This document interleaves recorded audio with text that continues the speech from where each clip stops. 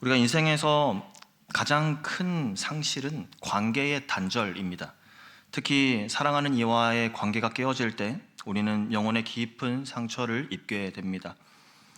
많은 사람들이 깨어진 관계로 인한 아픔을 가지고 있습니다. 부모와 자녀의 관계, 그 관계가 단절되어 버리는 것, 또 이웃에 대한 무관심, 또 그리고 무엇보다 하나님과의 관계가 단절되어지는 그것으로 인해서 우리의 영혼이 느끼는 고독 그리고 상실, 이것이 있습니다. 오늘 본문인 우리가 가진 그 근본적인 상실, 공허, 이것을 어떻게 해결할 수 있을까? 그 방법에 대해서 우리에게 교훈합니다. 탕자의 비유, 아주 유명한 이 예수님의 이야기는 자녀를 용납하고 용서하는 부모의 이야기를 넘어선 우리를 향한 하나님의 변함없으신 사랑과 또 우리를 포기하지 않으시고 구원하시는 그 복음에 관한 예수님의 이야기입니다. 니모를 찾아서라는 애니메이션을 보신 적이 있으신가요? 아빠 물고기가 아빠 말을 듣지 않고 바다로 나갔다가 잡혀간 아들 물고기, 그 니모를 찾아 나서게 되면서 어려움을 겪습니다. 많은 어려움을 겪고 또 위험도 만나지만 결국에는 이 아빠 물고기가 아들 물고기를 다시 만나게 되어서 데리고 왔다라는 그런 행복한 이야기입니다. 제가 청년 때 봤던 영화인데, 그때 그 청년 목장 모임 하면서 이 영화를 본 어떤 친구는 방황하는 우리를 찾으시는 하나님의 사랑을 영화를 통해서 깨달을 수 있었다라고 그렇게 이야기하는 것이 기억이 납니다. 오늘 탕자의 이야기에서도 돼지우리에서 자발적인 회심을 경험하고 돌아오는 아들과 또 그를 한없는 은혜로 맞이하시는 아버지의 모습 속에서 우리는 하나님의 사랑을 발견할 수 있습니다. 오늘 돼지 밥을 내려놓고 아버지의 식탁으로 라는 제목으로 예수님의 유명한 비유인 탕자 이야기를 살펴보는 가운데 하나님께서 우리에게 은혜 주실 줄 믿습니다. 아멘. 이 말씀은 단순히 그 자리의 이동, 위치의 이동이 아니라 영적인 정체성의 회복을 의미합니다. 세상의 허망한 것들을 붙잡고 살던 우리가 어떻게 하나님의 자녀로서 본래의 자리로 돌아갈 수 있는지를 깨닫게 하시고, 또 그리고 그 과정에서 우리를 기다리시는 하나님의 놀라운 은혜를 발견하게 하시기를 소망하는 것입니다. 오늘 본문은 한 아버지와 두 아들의 이야기로 시작이 됩니다. 특별히 둘째 아들이 아버지께 요구하는 것은 좀 충격적인 그런 요구입니다. 11절 이하 말씀에 또 이르되 어떤 사람에게 두 아들이 있는데 그 둘째가 아버지에게 말하되 아버지여 재산 중에서 내게 돌아올 분깃을 내게 주소서 하는지라. 둘째가 요구하는 이 말, 단순히 아버지에게 유산 상속을 요구하는 것이 아니라는 것 이미 잘 아실 것입니다. 지금도 마찬가지지만요, 당시 유대 문화에서 아버지가 살아계신데 그 아버지에게 유산을 요구한다는 것, 이게 무슨 의미겠습니까?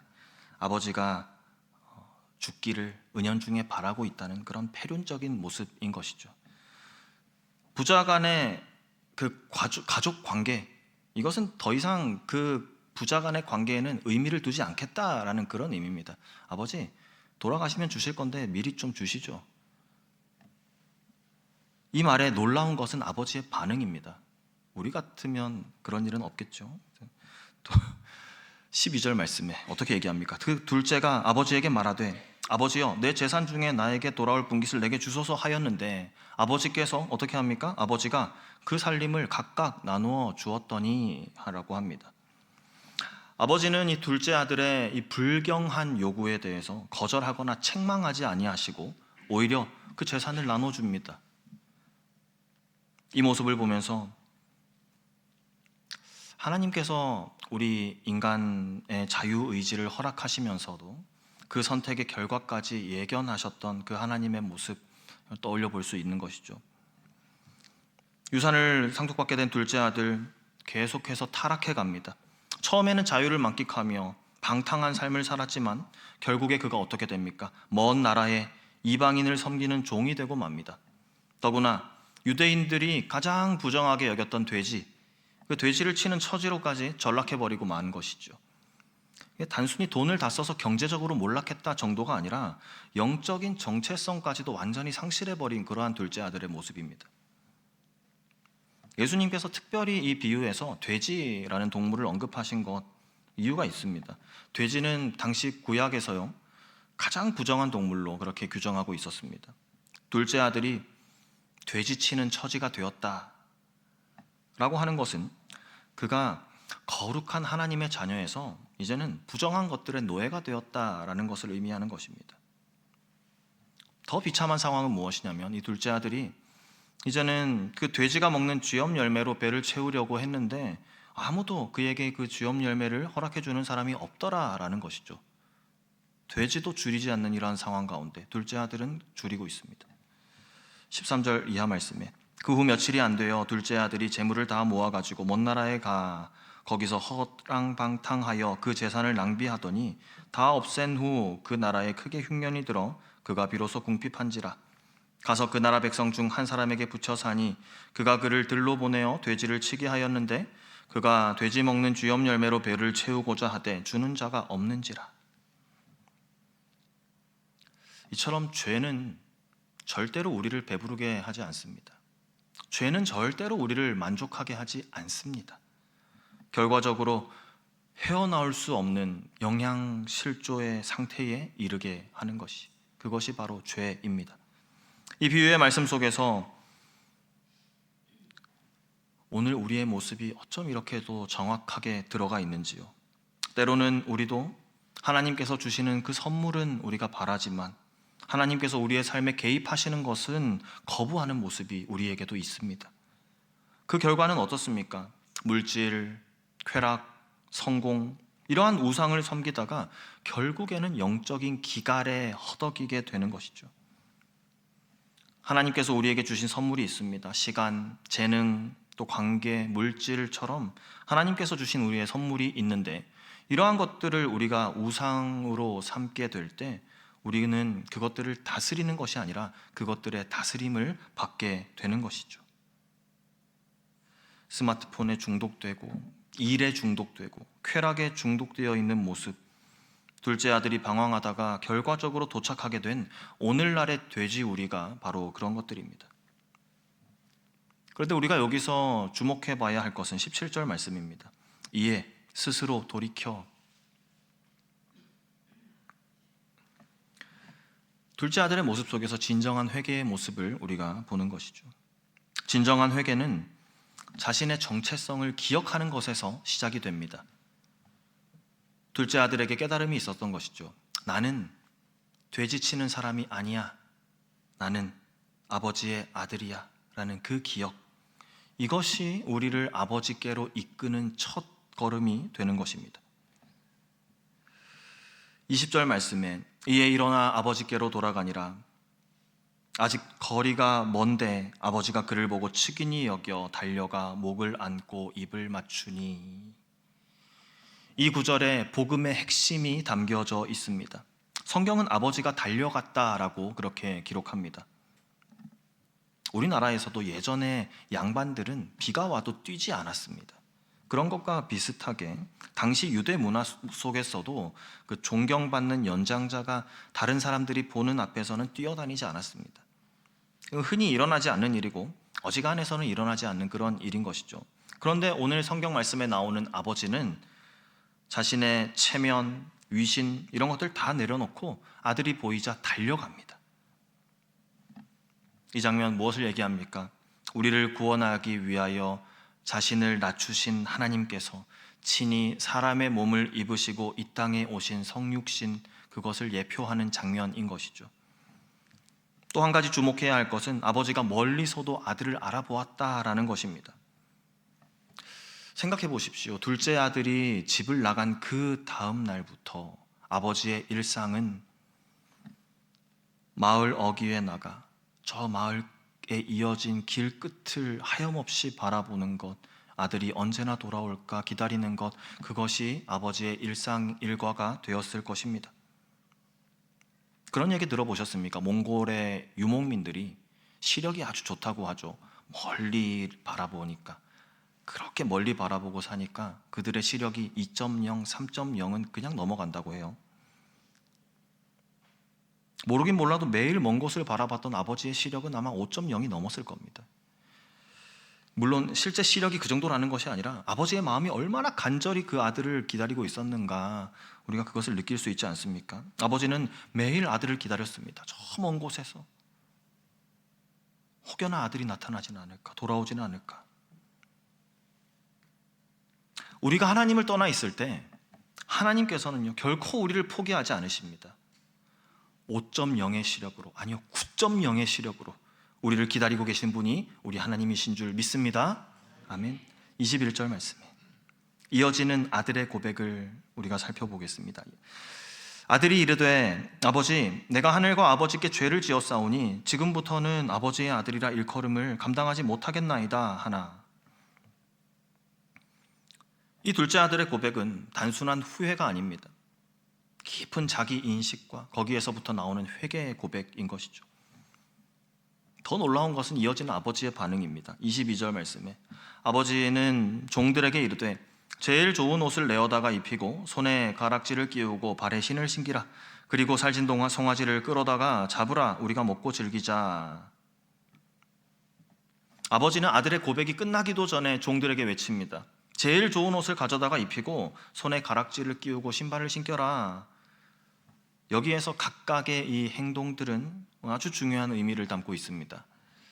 누더기가 되어서 더러운 것들을 잔뜩 묻어 있던 그 옷 대신에 좋은 옷을 입혀주시면서 너는 내 아들이야 라고 그렇게 말씀하시는 것처럼 하나님께서는 회개하고 돌아온 우리에게 의의 옷을 입혀주십니다.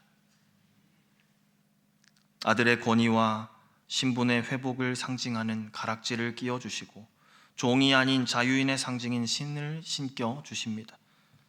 살찐 송아지를 잡음으로써 아들이 돌아온 이 사건이 하나님 아버지에게 참으로 기쁘고 즐거운 잔치의 날이 된다는 것을 의미하고 있는 것입니다. 이 모습을 보면서 아버지께서 용서하셨구나, 그 정도가 아닌 것이죠. 완전한 회복, 아버지와 아들 간의 관계에 있어서 완전한 화해가 되었음을 선포하고 있는 것입니다. 말씀 속에 아버지는 그 아들의 과거에 대해서 언급하지 않으십니다. 네가 이전에 지었던 그 죄의 목록들을 하나하나 읽어 내려가지 않으신다는 것입니다. 오히려 아버지는 현재의 기쁨, 그리고 이 아들과 함께 맞이하게 될 그 미래의 회복만을 기대하고 이야기하고 계신 것이죠. 여기서 오늘 우리는 은혜의 본질을 발견합니다. 은혜라는 것이 단순히 죄를 용서받는 것이 아니라, 은혜는 원래 우리 본래의 신분, 하나님의 자녀됨을 회복하는 것, 그것이 우리에게 은혜인 것이죠. 둘째 아들은 아버지에게 가서 아버지, 면목이 없습니다. 저는 종이 되겠습니다. 종으로라도 받아주세요. 종이 되기를 자처했지만 아버지는 그를 다시 아들의 자리로 회복시켜 주신 것입니다. 이것이 바로 복음입니다. 우리가 돼지우리에서 허우적거릴 때 하나님은 이미 우리를 향해 달려오고 계셨습니다. 우리의 회개보다 하나님의 사랑이 먼저입니다. 우리의 고백보다 하나님의 용서가 앞섭니다. 그리고 우리의 눈물보다 하나님의 기쁨이 더 큽니다. 이 비유에서 예수님은 하나님을 기다리시는 아버지가 아니라 달려가시는 아버지로 묘사합니다. 이는 우리의 구원이 전적으로 하나님의 손에 달려있고 하나님께서 주도하신다, 하나님께서 주도하시는 그 은혜에 우리의 구원이 근거하고 있다는 것을 보여줍니다. 하나님께서는 지금도 먼 나라에서 허우적대고 있는 우리를 향해서, 나를 향해서 달려오고 계신 줄 우리가 믿습니다. 이제 우리는 이 비유의 마지막 장면에서 또 다른 잃어버린 아들 만나게 됩니다. 바로 첫째 아들인데요, 동생이 돌아온 것을 축하하는 잔치에 함께하기를 거부합니다. 29절 말씀에 아버지께 대답하여 이르되 내가 여러 해 아버지를 섬겨 명을 어김이 없거늘 내게는 염소 새끼라도 주어 나와 내 벗으로 즐기게 하신 일이 없더니.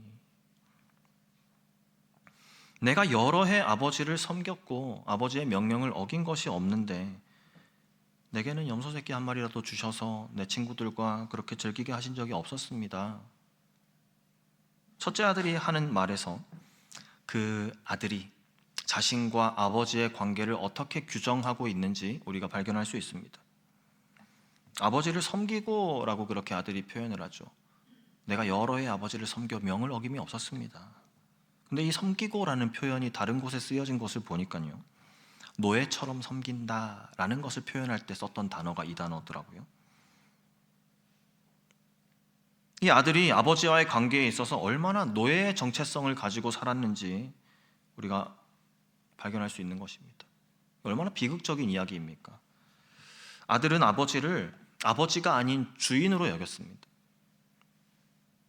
이 아들에게 있어서 순종은 사랑이 아니라 의무였던 것이죠. 아버지께서 말씀하셨던 내 것이 다 네 건데, 그 말 속에 아버지의 은혜를 전혀 이해하지 못할 만큼 그저 이 아들은 종의 의무만을 감당하며 살아왔던 것입니다. 이 첫 번째 아들 동생에게 대해서 동생이라고 부르지도 않습니다. 30절 말씀에 아버지의 살림을 장녀들과 함께 삼켜버린 이 아들이 돌아오매 이를 위하여 살진 송아지를 잡으셨나이다. 그에게 둘째 아들 돌아온 모습은 내 동생이 돌아왔다 이것이 아니라 아버지의 아들이 돌아왔다라는 이거 차이가 있습니다. 이렇게 생각해 보시면 돼요. 핸드폰에 오빠를 오빠라고 저장하지 않고 엄마 아들 이렇게 저장해 놓은 거죠. 거리를 두는 겁니다. 첫째 아들의 이러한 모습이요, 동생과의 형제 관계를 거부하는 그런 모습이죠. 동생과의 형제 관계를 인정하지 않겠다. 그런데 첫째 아들의 이러한 모습이 오늘 교회 안에서도 다양한 모습으로 발견이 되어진다는 겁니다. 어떤 모습으로요? 신앙생활을 오래 했다는 이유로 가지는 우월감, 그리고 교만한 태도, 하나님을 섬기는 일을 은혜가 아닌 자기의 의로 감당하는 그러한 모습들, 또 회개하고 돌아오는 성도들을 하나님은 용납하셨는데 내가 받아들이지 못하고 교회에 새로 등록한 사람들, 교회에 새로 나온 사람들 판단하는 시선, 이런 것들이 자칫하면 우리에게서도 발견될 수 있는 그 모습임을 우리가 인정하는 것이 중요합니다. 그리고 겸손한 마음으로 혹여나 이러한 모습들이 우리에게는 있지 않은지 살펴보는 것이 또 필요한 것이죠. 오늘 이 비유의 말씀은 예수님께서 죄인들과 함께 식사하고 있을 때 그 모습을 보고 비난하던 바리새인들을 향해서 예수님께서 비유로 말씀하신 것입니다. 이어지는 예수님의 비유에서 놀라운 것은 이 첫째 아들에게 다가가시는 아버지의 모습이죠. 28절 말씀에 그가 노하여 들어가고자 하지 아니하거늘 아버지가 나와서 권한대. 아버지가 잔치 장소에서 나와서 맏아들에게로 갔습니다. 그리고 그 아들에게 권하였다라고 말씀은 기록하고 있습니다. 권하였다는 말, 이 말의 의미를 조금 더 깊이 살펴보면은 설득하는 것 이상으로 아주 간곡하게 부탁했다라는 뉘앙스를 가지고 있습니다. 아버지가 둘째 아들에게도 그러했듯이 첫째 아들에게도 끝이 없는 사랑을 보여주고 계신 것이죠. 그래서 이후에 어떻게 되었을까요? 이 다음 이야기는 첫째 아들은 아버지의 손을 잡고 잔칫집으로 들어갔을까요? 아니면 계속 화가 난 상태로 집 밖에서 서서 있었을까요? 이 비유는 사실 완성되지 않은 비유입니다. 맏아들이 잔치에 참여했는지 끝끝내 밖에 머물고 있었는지 우리가 알 수는 없지만 예수님께서는 이 열린 결말을 가지고 우리에게 오늘 질문하시는 것이죠. 당신은 지금 어디 있습니까? 여전히 먼 나라에서 허우적대고 있습니까? 아니면 잔치를 거부한 채 문 밖에 서 있습니까? 혹은 아버지의 잔치에 참여하고 있습니까? 오늘 이 말씀은 우리 모두가 다른 의미로 잃어버린 자들이었음을 보여줍니다. 둘째 아들은 방탕함으로, 첫째 아들은 의로움으로 아버지를 떠나 있었습니다. 중요한 것은 아버지의 사랑이 이 두 아들 모두를 찾고 계신다라는 것입니다. 오늘 이 말씀이 우리에게 주는 도전은 아주 명확합니다. 우리는 단순히 아버지의 집에 있다는 그 사실만으로 만족해서는 안 됩니다.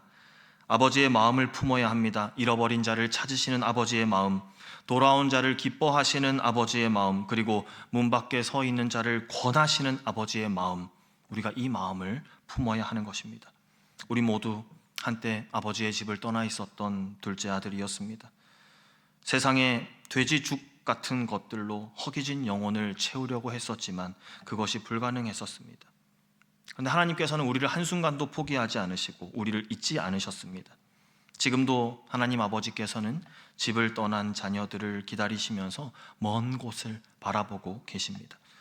동시에 우리 안에는 맏아들의 모습도 있습니다. 첫째 아들, 겉으로는 순종하는 것처럼 보이지만 진정한 사랑은 몰랐던 율법주의자, 은혜를 독점하려는 이기적인 그러한 모습.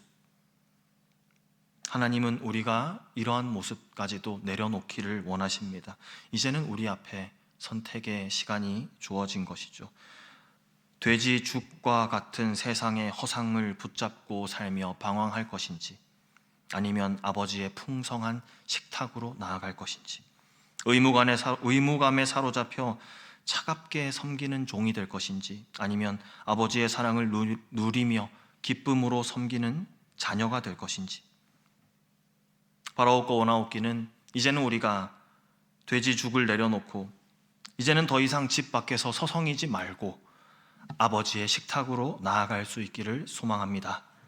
그곳은 용서와 화해와 기쁨이, 또 회복과 치유의 은혜가 넘치는 곳이며 영원한 생명의 양식이 우리를 기다리고 있는 곳입니다. 아멘.